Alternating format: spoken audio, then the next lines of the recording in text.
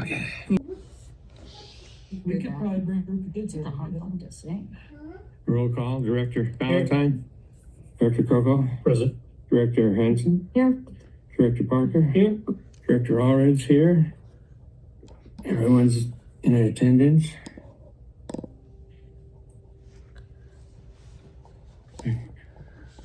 Approval of agenda. Motion to approve. Have a second? Second. We gotta have no public comment. We gotta have Mr. Valentine. Aye. Yes. Mr. Croco. Yes. Ms. Henson. Aye. Mr. Parker. Yes. Mr. Allred. Unanimous. Approval of agenda. Public comment. We have a large crowd today.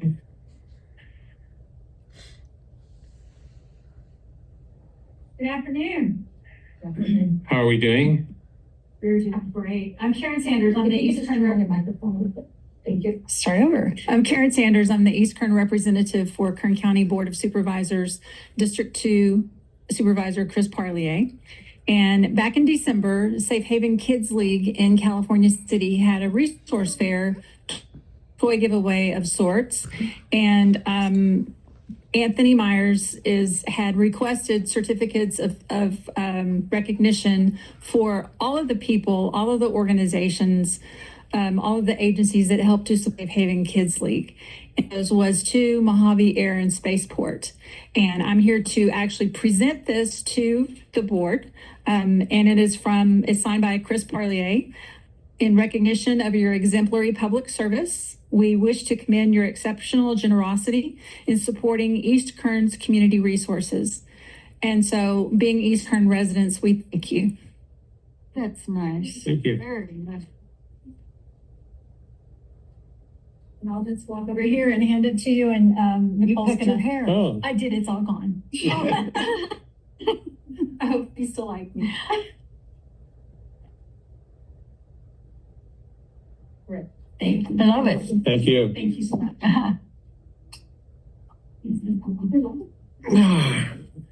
Next, any other comments?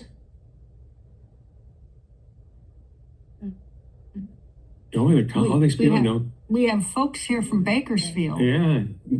No speech, no. We We have them- in a different we have- agenda. Under my portion of the Oh, agenda. okay. Oh, okay. Gotcha. Okay, gotcha. All right, all right, agenda. Consent agenda. We have minutes of regular board meeting, January 6th, check register, January 13th, resolution in support of the Chips and Kids Toy Drive Mass Christmas Tree event, resolution to support Kern County Department of Human Services, a job fair, and resolution in support Friends and Amateur Rocketry tournament. Yeah. All at the same time. Do we? Motion to approve the consent. Second. All those in, Mr. Director Valentine, Aye. Director Coco, Yes. Director Hanson, Aye. Director Parker, Yes.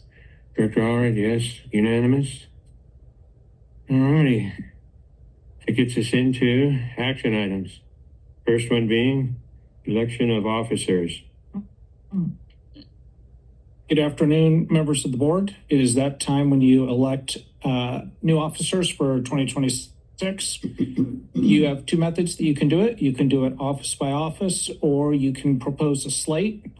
The president will open nominations. When all the nominations have been made, we'll close nominations.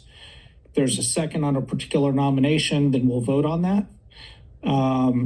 If there isn't a second, then we wait until one is made.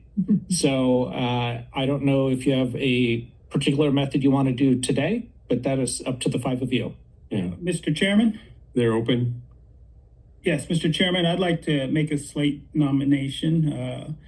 I would like to recommend Director Parker for president, Director Hanson for vice president, Director Krokel for treasurer, Director Ballantyne for secretary.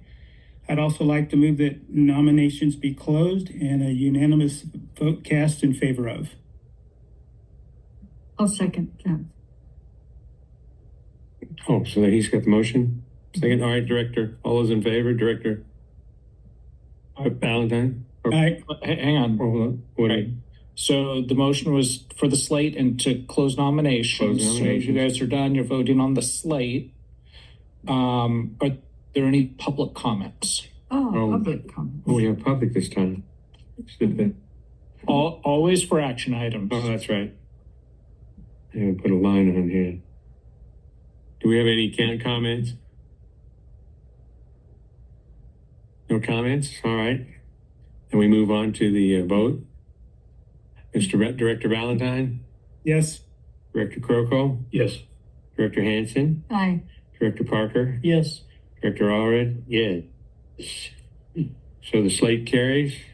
New officers are Mr. Parker, Director Parker is president, Director Hanson is vice president, Treasurer Director Kroko, and Secretary Director Ballantyne. So your last decision is, are you going to rotate today or are you going to wait till the first meeting? And I'm just gonna pass the gavel on to the new. and Okay. We won't have to get up and exchange anything then. Okay. Okay, I don't want your chair. Thank you, everybody. Move on to action items number 2, Barbich, Hooper, King, Dill, Hoffman, BHK audit review presentation. Yep. Good afternoon. We have the auditors. They're on via Zoom. We have Scott and Mark both on, and they'll do the presentation of the audit. Thank you. Oh, all right. Looked like I was pausing on my screen. I didn't know if I paused on your screen also. Scott's nodding yes, so I must have. Anyways, I'd like to introduce myself. I'm Mark Ehring. I'm the audit partner on the job, and Scott Westall, hopefully you can see on the screen also. He does all the heavy lifting and did all the nitty gritty work. And Carrie, I want to thank Carrie first off also, as she did a great job as always. Always a pleasure to work with Carrie. She does a great job. And while your operations are vanilla, you guys have some exotic type transactions we have to deal with every year, which is the leases and the OPEB and the pension accounting, which is a little different than other places. So those three are the one-offs, but for the most part, your guys' operations are fairly straightforward. And this year was actually very, very straightforward. We didn't have a single audit requirement that we had last year or any other strange things we had to do with. So it was actually a fairly straightforward year. And I did want to once again thank Carrie for all her hard work and Dr. Smith and their team. And thank you for that aspect. Very. Real quick, I have a quick and dirty outline real quick. And if you guys have any questions, I guess, because I know when I'm talking, it doesn't talk to. If you raise your hands, I'll probably see motion or something. I'll stop. No new accounting policies this year, or no new significant accounting policies, I should say, that this year. In years past, we've had some big ones, leases being the biggest one that happened a few years ago, but nothing significant that was required any new accounting treatments. No single audit requirement, like I said already. Last year, we had a single audit requirement based off of grant income. The threshold was increased to $1 million, so we were just under that amount, so that was good. So that saved us from having to do that compliance part of the audit.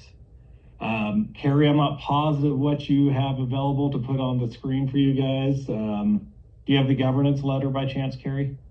You know, I don't have it to put up on the screen, but they all do have a packet. They all have their packets in front of them with the financial packet in front with them. Perfect. Yep. So the first thing I want to do is the governance letter. This is a required communication that we, the auditors, have to present to those who are in charge with governance, i.e. the board of directors. Usually just outlines pretty much our findings, if any, and communication of any issues we had as part of the audit. I'm pleased to say we didn't have any findings, nor did we have any issues as part of the audit. I'll get to the auditor's report, but we have unqualified opinions, which is what we want. So We go through it. It just talks about any significant audit matters or estimates. So you can see those 3 indented paragraphs. The 3 main estimates we deal with is the leases. That's that's the last one. Probably should move that one on top because that's the biggest number on the financial statements now. The leases, which is Carrie uses an accounting software to do all that calculations for the many leases you guys have as part of the district operations. And then we have the CalPERS pension, which CalPERS does that calculation, which is a big black box of estimates. And then the last one is the OPEB, which is another significant estimate based off of the post-benefit employment healthcare. I think it's just healthcare for you guys. So the healthcare people get once they retire. So that's the other calculation that you guys hire an actuary to do the calculations for. On page 2, do we have any difficulties encountered as part of the audit? The answer is no. Disagreements with management? No. Do we have any other issues or consultations we had to do? The answer is once again no. Like I said, it was a very straightforward, easy audit. I want to reiterate, Carrie's great to work with. She's probably blushing now. I can't see, she's really small on my screen, but she does a great job. I just wanted to say that. If you go to the very last page of that report, it just has the 3 journal entries we make as part of the audit. And honestly, the top 2 are expected journal entries we make as part of the OPEB and the pension accounting. And the last one was just for this small little new accounting pronouncement that was, like I said, no significant ones that we just had to do for vacation. So nothing significant on journal entries or anything. The top 2, like I said, are expected that we make every year. We just update it based off of the actuarial reports. We go to the financial statements while we're all here. We have 2 reports. The financial statements are theoretically yours. We assist Carrie with the preparation of the financial statements, but the financial statements themselves are your guys's. But the only 2 things that are really ours is the auditor's report, which is on page 1. And I already mentioned, I gave away the surprise. Yes, it was an unqualified opinion, which is what we want. It means we had no issues, no disagreements or anything that on the numbers that we couldn't give a clean opinion on. The other report is on the very last 2 pages, and they're on internal control. And once again, we had no findings relating to the internal control. So that is what we're looking for also. I'm going to jump ahead to the financial statements, just kind of do a quick and dirty on pages 9 through 13. I'm going to skip ahead to the income statement because I think that kind of makes sense. I already kind of talked about it. It was a fairly vanilla year. Overall, the revenue was pretty flat. The only thing that really changed was rents and leases went up $600,000 in the current year. Most of that is going to be the CPI changes or the plan changes, part of the lease agreements, plus a few new leases that happened last year that we had a whole 12 months of income versus only a partial year in the prior year. Fuel revenue, which is landing area, that went down about $400,000, and that was just more or less a combination of decrease in pricing in the fuel and less fuel being sold. Not a lot because it was only $400,000. The operating expenses, well, we don't have the prior year. General and administrative expenses did go up $1.1 million. $800,000 of that was pension and OPEB adjustments, meaning the non-cash. We're just adjusting the liabilities and the deferred outflows associated with them. And the remaining amount that was significant was payroll costs went up about $400,000, which was a combination of COLA and CEO for the full months, whereas a partial in the prior year.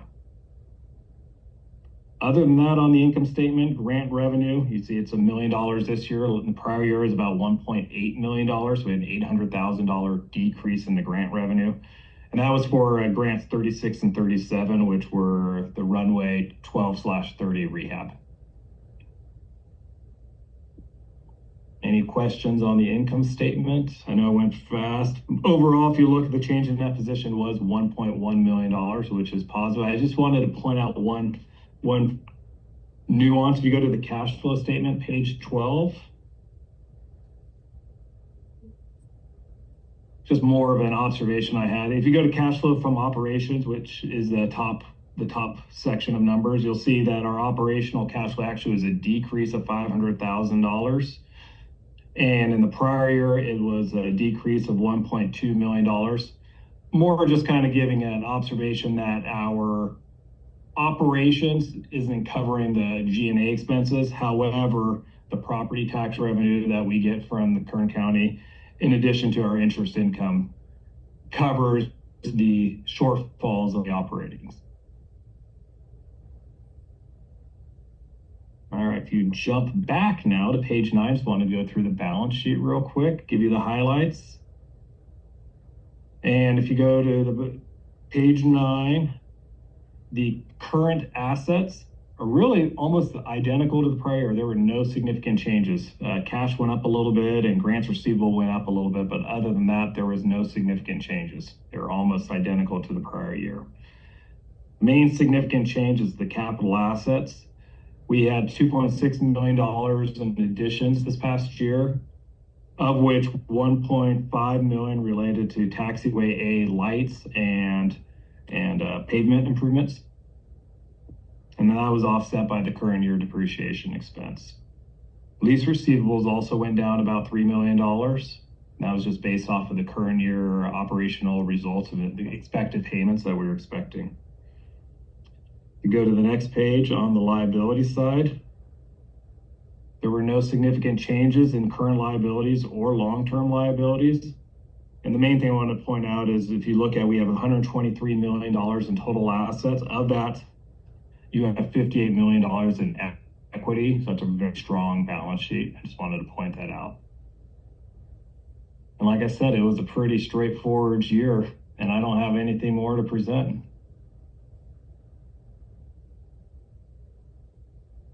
Thank you. Any questions from the board or the public? Members of the board, if I may, Certainly. we've got to sing Carrie's praises here. She's far too humble when she says it's a village. Yes, it is. But the fact is there needs to be a chief in front of that village. And this is the lady who does all that hard work, Amen. tracks it every day, all day long, down penny. So remarkable teammate here at Mojave. Yes. I bet she dreams about it. Numbers. No, thank you, Mark and Scott, for presenting today. Our Thank pleasure. you, Mark, Scott, Carrie. Moving on to item 5, reports, Director of Operations. What's that? Typically, receive on that. There was nothing in here. That's what I was wondering. Do we accept it? Well, it's, so the audit is independent, so you're not included in the audit per Okay. se. What you do is you usually have a motion and a second with a vote to receive and file the audit. Okay. So it's, You didn't tell me that. I'm sorry, I'm telling you now. So you should have the audit in your packet. Agenda. And Do you see the high note? so item 4B is the audit review. And so that is where you would take action. Again, this is to receive and file the audit. I'll take a Not motion to and a approve. second to receive and file the audit. I'll motion to receive. Motion by Mr. Allred, seconded by Ms. Hanson. Roll call vote, Mr. Yes. Valentine, Mr. Crokel. Yes. Ms. Hanson, Aye. Mr. Allred, Yeah. and myself, aye. Motion passes 5-0. Thank you. Thank you. Now we move to item 5, Director of Operations. Good afternoon, members of the board. I have a consolidation of the counts for November and December 2024 and 2025 because the second meeting in December was canceled due to the Christmas holiday. So we have both of those numbers. For 2025 in November, we did see a decrease of 286 operations. During that time, we did have some significant wind and weather events that with the VFR airport unfortunately contributed to a decline in those numbers. However, in December of 2025, we did see an increase of 79 operations as compared to the prior year, with 149 of those being civilian operations. Next month, we're anticipating to have our year-end review of 2025 on total operations, not just during towered hours, but also a review of CTAP hours, which are all of those hours that are aircraft operations when tower or weekends, holidays, after hours, after 5 p.m. So we will have those out, as well as any significant changes that we noticed in our operating status periods, trends, things like that. I'll let you know too, I've been flying in and out of here during tower operations. Great set of guys in there. Very helpful, very professional. And we are very blessed, especially with the current controller shortages that we're experiencing in the country. We've been very blessed to have some amazing controllers in this facility, and I am so grateful for them every single day. They're very accommodating. They're awesome. I will let them know. Thank you, sir. And B, CEO report. Lady and gentlemen of the board, with your predecessors here, first, with our industrial mission partners, I asked them all, what is your number one thing we could do for you as an airport? Right. For yourselves and the community? Yeah. To an entity, they all said some kind of health care in Mojave, ideally an urgent care. Mm-hmm. Something so employees don't have to leave for 4 or 5 hours Right. to get a routine medical procedure, right? And we've been looking into that in many ways. But on that journey, we have an opportunity to do something that'll really benefit the community and the airport. And we have people here to talk to that today, but I want to just set the stage for that a little bit. Being that we're an airport, there was a gentleman very active in aviation, a noted attorney in the Los Angeles basin named Steve Oakley. And Steve Oakley donated considerable monies to the pink jet. So he had an L-39 painted fully pink. He had all female aviators flying the L-39 in pink flight suits. And it was all about breast cancer awareness. Good. Right? Steve unfortunately lost his life in a motor vehicle accident this past year, but he made certain in his legacy the L-39 program continues so we can keep this valuable information out there. And then close to home, and I apologize, it chokes me up, Denise's mom felt breast cancer. And her great aunt is in a fight right now with breast cancer. So it's a reality. Yes. And it's something we really need to keep our eyes on as a community. Absolutely. And it supports that journey of providing some degree of health care to this somewhat austere location. So with that said, we have a team of individuals here to talk to us about Links for Life. Excellent. So good afternoon. Thank you for inviting me out. I'm Jennifer Henry. I'm the Executive Director of Links for Life. Links for Life started, there is a PowerPoint somewhere. It's coming out. Okay. It's like me, it's slow these days. I'm the Executive Director of Links for Life. I'd like to introduce my patient advocate, outreach manager, Liz. And then we partner also with Kern Health Systems, which we have Dina, who's the Deputy Director of Grants and Special Programs, Kamal, who's Engagement Manager for Kern Health Systems. And we are here to ask you to help partner with us in your community. Because a little bit about Links for Life. Links for Life was established in 1992 by 10 women who wanted to give back to our community. So as you being out here, I'm sure you think outside the box. These 10 women did the exact same thing to establish Links for Life. So our mission is that we believe everyone fighting breast cancer is a survivor.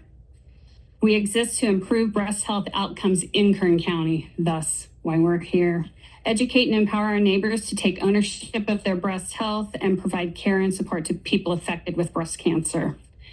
And then a little bit about what we do. We actually supply 4 support groups, which we have 2 in person, which is our support group, which meets the survivor group meets the first Tuesday of the month, and it's a support group that's started and has been around for 33 years.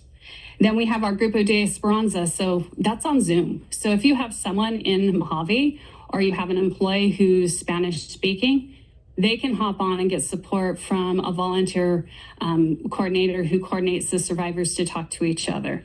Then we have our support group, which is newly diagnosed to 3 years.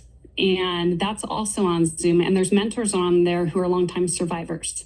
So if you have someone newly diagnosed, they can go on and ask somebody who's been doing it for 20 years, how's your journey been? And they show them support. And they show them there's hope after you're gone through your treatment. And it's very important. And the person who facilitates the support group actually is who the founder, Sharon Woods, went to and said, what does Kern County need? And she still facilitates it. And she's a 3-time breast cancer survivor. And then we have our Strong Links Hangout because, men don't do support groups. They like to hang out with each other. So there is a place in Bakersfield called Imbibe. I don't know if you've ever been over to Bakersfield. It's kind of a wine bar. And the men meet there on the second Thursday of the month, and they hang out. And all their wives or partners are breast cancer survivors. And they can just shoot the breeze, or they can ask personal questions about what they're going on through their treatment. And then if you know a gentleman who has this, we have a facilitator, Bob Meadows. He works for Valley Strong, retiring next month, but he facilitates it. If you call our office, we'll get him in touch with you so he can give you support on your journey. And then just come over and have a glass of wine or a beer or whatever you so choose if you're in the area. And then we have our nutrition and grocery card program. This we provide, these are for all Kern County women and men. We just have a gentleman in our system, in our services right now. 1 in 1,000 men will be diagnosed with breast cancer. Mm-hmm. And then these come to us, these women or men are referred to us through treatment centers. And they come into our office and they meet with our patient advocate, Liz, or our patient advocate volunteers. And we have a patient packet that talks about the support they can receive locally through the state of California and nationally, financial assistance. And then we provide up to 4 $100 grocery cards so that they can go and get healthy foods. And part of the program is they have to meet with a registered dietitian before they will receive their third grocery card. And that is also done on Zoom. So if there are people here who have been diagnosed in Mojave, they're Kern County based. They're referred to us. They need a grocery card. If they're not going for treatment in Bakersfield, we prefer to give it to them, hand it to them, but we'll mail it to them because it's about taking care of our community. And then we have our wig boutique, which our wig boutique you really do have to do in person. We provide 2 free wigs to any woman facing hair loss due to cancer treatment. All 3 women on the bottom have wigs on. You may not be able to tell, but they are. And they'll be fitted. It'll take 20 minutes to 2 hours, just depending on where they are in their journey. It takes about 7 to 10 days for the wigs to come to their office if they're going to come to the office and pick up, because a lot of times we're down the street from one of the major treatment centers and then half a mile from another treatment center. So we're really centrally located. If they're going to treatment, they can come to our office and get their wigs and pick them up. And then they can look how to put them on. If they need a trimming and a thinning of wigs, because some women have a lot of hair, some of us have no hair. And we have a volunteer who will trim them and thin them out. And they're synthetic. You run them through water and baking soda, water, rinse them, put them on your head, go like this, and you walk out the door. So it's a lot easier than our hair. And then while we're here, breast cancer statistics. In the United States, nearly 317,000 will be diagnosed with breast cancer, and over 42,000 will lose their battle. California, 28,000 will be diagnosed, nearly 5,000 will lose their battle. Kern County, there'll be 448 women in Kern County diagnosed with breast cancer this year, and nearly 100 will lose their battle. So Kern County has a lower diagnosis than the state average, but we have a higher mortality rate. So that means people aren't going to be screened, so they're being diagnosed later and they're passing away. We need to get women in early for screening to reduce mortality and increase survival rate. Then screening rates. The United States has a 76% screening rate. California, 50%. Kern County, 44, almost 45%. But Eastern Kern has a 40.14% screening rate. And these stats are all supplied to us by Kern Health Systems. So it's broken down by city in Eastern Kern, who's being screened, and where we need to concentrate on getting people in to be screened. So we ask you to partner with us and others, Kern Health Systems, Links for Life, and other health organizations to get women in to be screened. And how do we do this? Well, we have this lovely unit that we bring in from Temecula. It's a mobile mammography unit that can screen up to 50 women in a day for mammograms. And what we would like to do is have you help us educate the community to bring women in to be screened. We think more into the city of Mojave. We can work with you to get your staff, but really the people who are underserved, get them in to be screened. Because if you also look, you go to the next page, if you look at early diagnosis, early detection, if you're diagnosed stage 0 to 1, there's a 99% survival rate. Stage 2 to 3, 85% survival rate. And stage 4, a 27% survival rate. So if we get them in 0 to 1, they're gonna live. So how do we partner to make this work? Because who's the backbone of the family? Who's the one who takes care of it all? Who's the one who makes sure the food's on the table, the kids get to school? They put everybody before themselves. So let's make it easy for them to get in and be screened. So we would love for you to partner. We would love for you to ask questions. We have a couple other ladies who want to make a couple of comments of screenings that are going on, outreach that's coming up, and mobile mammography, and I'll let them talk real quick and then ask us questions, please.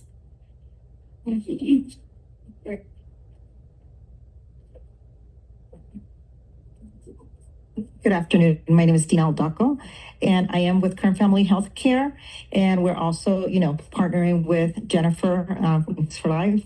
One of the events that is happening in the very near future, which is January 23rd, and we have some flyers here.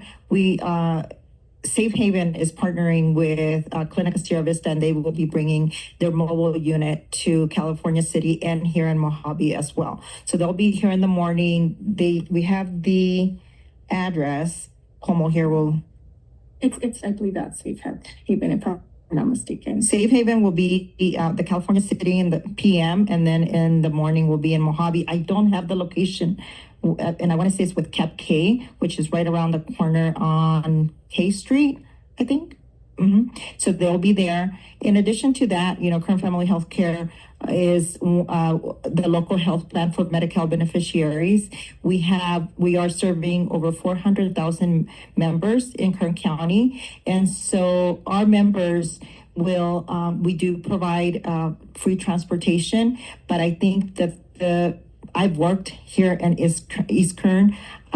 I worked out here for over 10 years, and I know the barriers that we face, or that you guys face here. And so I think that partnering and really supporting this cause is huge. It removes barriers, and I think, for women that need it. And so we are here to support them and to really, ask you to join us in this effort. Thank you. And then we'll leave the flyers here. Oh, great. Yeah, we printed about 30 if you want to hand it to your staff, and if they want to go out, or anybody in the community. And this mobile unit is with Clinica, so it'll be overall screenings, immunizations, so outside of breast cancer, but the goal is to ultimately increase access to all sorts of healthcare out here. So we will be right here and there. And we have a hand raised. Hold on just a moment. Let me see if I can.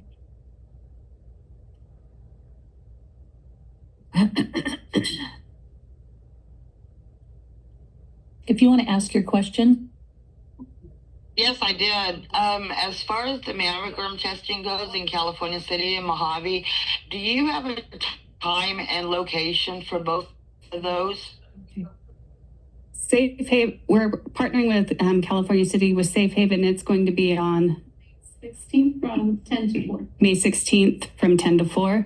And then we're looking to partner with you to see if there's a best date in Mojave for this to happen. We received a grant to come out to be able to do this. Building would be the best. Which building? The Veterans Building. Okay. On O Street. Okay. And the unit alone is $6,500 for us to bring out. So we brought the grant. So I know you don't have funding, but there's grant funding out there. So that is something that we are looking to change lives in Kern County and bring it back. So not only are we bringing it, but we're bringing it in for behavior change, because starting at 40, you're supposed to have a mammogram yearly. So, yes. A mammogram mobile clinic in Cal City, what date is that going to be again? May 16th. May 16th. June 16th, you said? May 16th. Yes, May. Okay. At what time? Tentative 10 to 4. Tentative 10 to 4. 10, 12? 10 to 4. 10 to 4? Yeah. Okay. And then the one in Mojave? Mojave is tentative on date. We're working on that right now. Okay. And where would the Mojave clinic be located and what time? We don't have times, and I just heard the Veterans Center would be probably the best location. So we'll continue to explore areas, but it will happen this spring. Okay. Are you going to send like press releases or anything out for those? We will work on getting all the information out, yes. Okay. Thank you very much, ma'am. You're welcome. Anybody else out there? Anybody else have questions? Yeah. No, but I have a suggestion. I don't know how long you're going to be in town, but at 6 o'clock, there's the Mojave Unified School District Board meeting. And you could present there as well. I am on that board as well. And if you can't, I will present it for you. Okay. Yes. You know, Clinica is partnering with Mojave Unified School District for the January 23rd mobile clinic. Very good. Okay. But we aren't able to stay for the 6 o'clock meeting, but definitely I'll give you my card and. Yeah, give me a flyer and I'll announce it during my board member presentation time. That would be great. Thanks. Absolutely. Thank you, Lise. Thank you. Anything else? There's more for me. Yep. But I want to make certain But wait, we've there's more. gotten any questions that you have here. Board ready to proceed? Yes, sir. Okay, great. So I think this is a wonderful start. And along with that, the idea of maybe ultimately getting an urgent or some kind of medical care up here in total would be wonderful. So we can continue to grow this community. I believe very strongly that rising tide will raise all ships and will benefit us all across the board. Participated in the recent East Kern Economic Alliance meeting. It was in Rosemond this past month, maintaining strong relationships with the community. We have been working, and I'm proud to say, and I'll give Nicole the majority of the credit here for running down all the paperwork. We have submitted our California Jobs First grants application, and it's in how many million are we looking at? 1.4 million. We're looking at for overall infrastructure support and growth here. And that has been choreographed with multiple agencies shared by California State University, Bakersfield, and Kern County Department of Schools, Superintendent of Schools, excuse me. We have coming up in 3 weeks, the French Chamber of Commerce coming out to Mojave. I discussed previously meeting with them. This is specifically their aeronautics division. I did not know this, but they mentioned that their aeronautics division here, or actually the French Chamber of Commerce in total, represents the 3rd highest business investment in California. Surprisingly high number to me. But they do represent Dassault and multiple other French firms, Airbus as well. So that consortium, and we will have those people touring Mojave Air and Spaceport in a few weeks. They're looking at 1, just learning what we are, and 2, very much so looking for potential business locations and locations to do RDT&E work, which will be right up Ariel's swings. Do you know if they've ever been here before? They have not. I met them. I've been going to the LA EDC meetings to continue to stomp for Mojave Air and Spaceport across all of Southern California. And I met them in an LA EDC meeting after making a brief announcement. They came up, cornered me, and said, "Hey, we are really interested." And frankly, when you're talking about the lease rents at Long Beach, we're less. So, Surprise. yes, Oh, there's nothing available in Long Beach. right. So, following that, we had an interesting cold call discussion. I wish I could say I drummed this up, but I didn't. They contacted me directly from KeyBank. And KeyBank is a multinational, major corporation. But one of their key business areas is they broker bonds. Now, I will tell you right up front, before I say anything, I hate debt. I live a debt-free existence other than mortgages. But I also believe that debt, if used appropriately and judiciously, can be a benefit. So bonds under the big, beautiful bill, because we're an air and spaceport, we can, without state approval, offer tax-free revenue bonds. Wow. And the KeyBank people are going to come out here for a site visit, look around. And as we look at serious infrastructure improvements, levying bonds might be a way to move forward with that. So this is information gathering.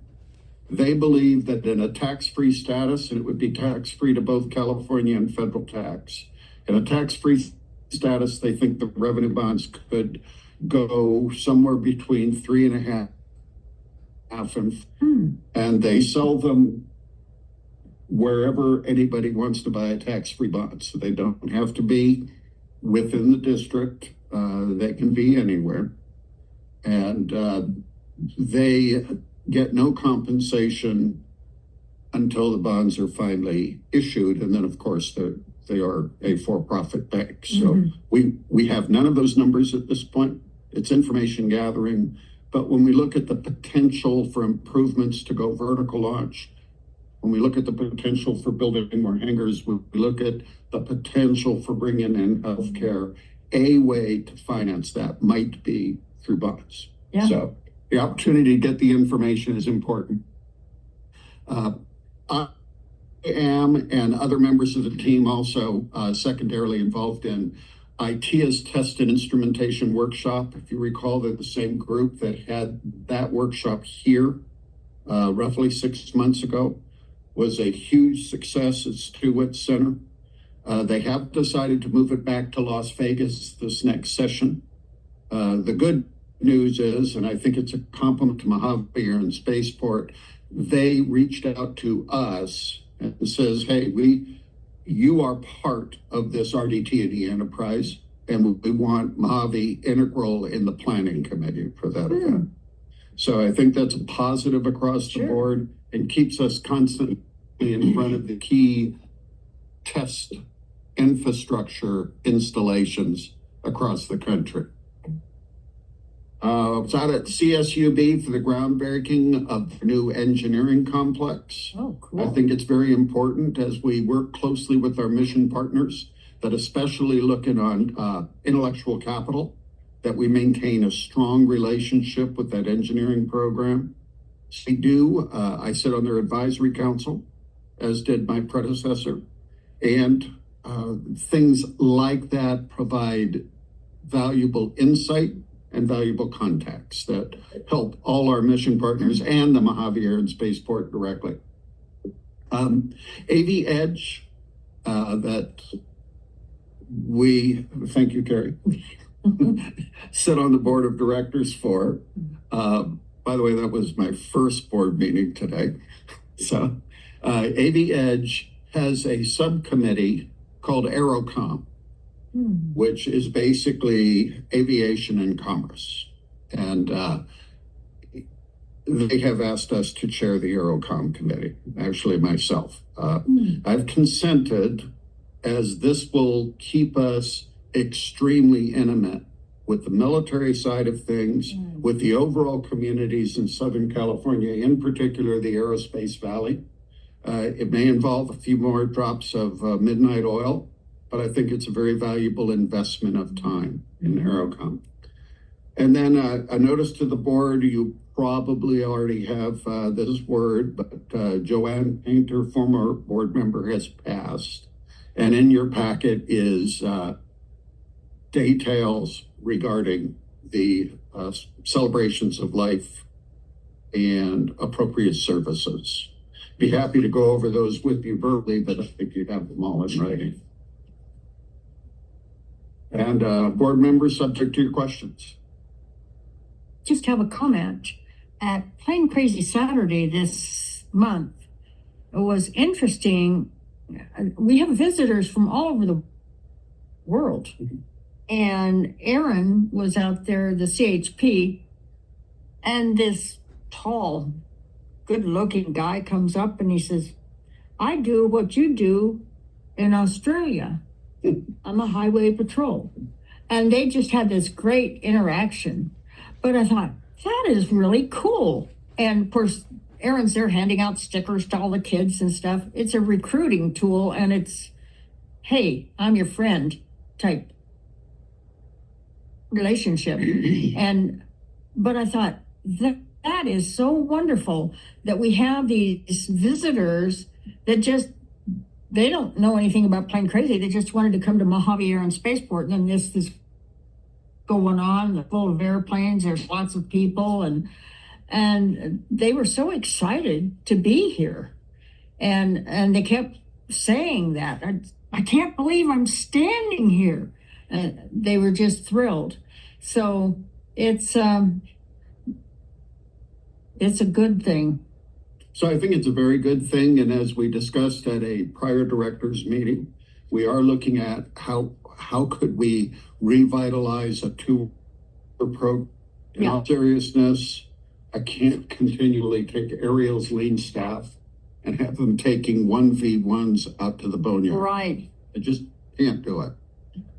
Looking at a disciplined tour program, and we'll discuss it more in depth in future meetings, I think could be very valuable. I do too. We would monetize it not to make a profit, but to defer cost. Well, and some of those costs might be a bit considerable. And one of the reasons we haven't already stepped out, one of those is we've got to support ADA provisions.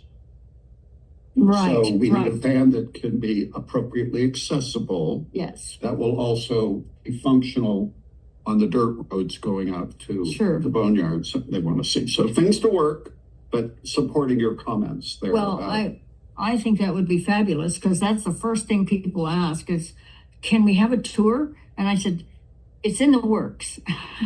And not yet, but it's coming. Oh, it is. And thank you. So, it is exciting. And I know we used to have larger events, and I was talking to Ariel about doing the salute to first responders again, because when the Kern County Sheriff comes, they bring out all their stuff, their dirt bikes and all this, things they use out. Because we have a lot of people that come up to Cal City, like to ride motorcycles, and every once in a while there's an incident, somebody gets injured or somebody gets lost or whatever. And the Kern County Sheriff have to go out, and then Hall Ambulance has to haul them to the hospital.